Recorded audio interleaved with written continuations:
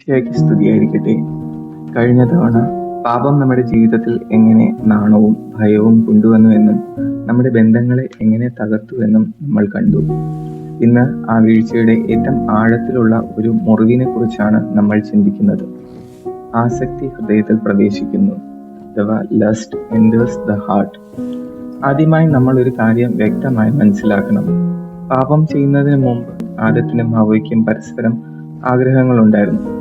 എന്നാൽ അത് നിർമ്മലമായി സ്നേഹിക്കാനുള്ള ആഗ്രഹമായിരുന്നു.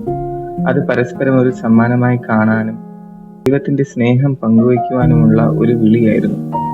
അവർ പരസ്പരം ശരീരത്തെ മാത്രമല്ല, ആ വ്യക്തിയെ പൂർണ്ണമായി ബഹുമാനിക്കുകയും സ്നേഹിക്കുകയും ചെയ്തു.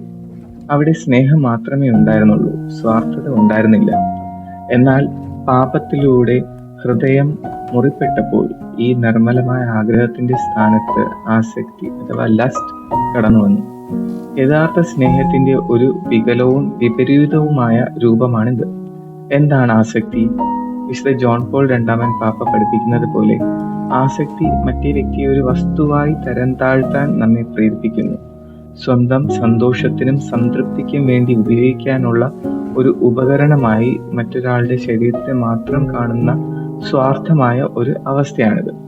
യഥാർത്ഥ സ്നേഹം പറയുന്നു, ഞാൻ എന്നെ തന്നെ നിനക്കായി നൽകുന്നു, ഇതൊരു ദാനമാണ്.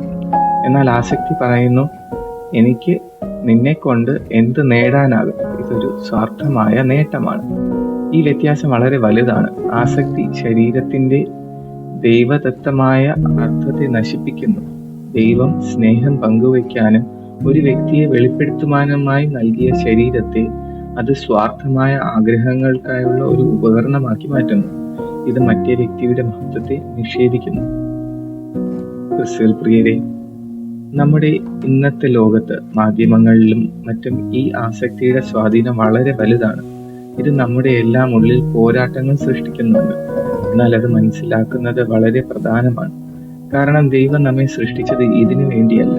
ആസക്തി നമ്മുടെ ഹൃദയത്തിലെ മുറിവാണെന്നും യഥാർത്ഥ സ്നേഹമാണ് നമ്മുടെ വിളിയെന്ന് തിരിച്ചറിയുന്നത് തന്നെ ഹൃദയ വിശുദ്ധിയിലേക്കുള്ള ആദ്യ പടിയാണ്. കർത്താവ് നമ്മെ ഓരോരുത്തരെയും അനുഗ്രഹിക്കട്ടെ.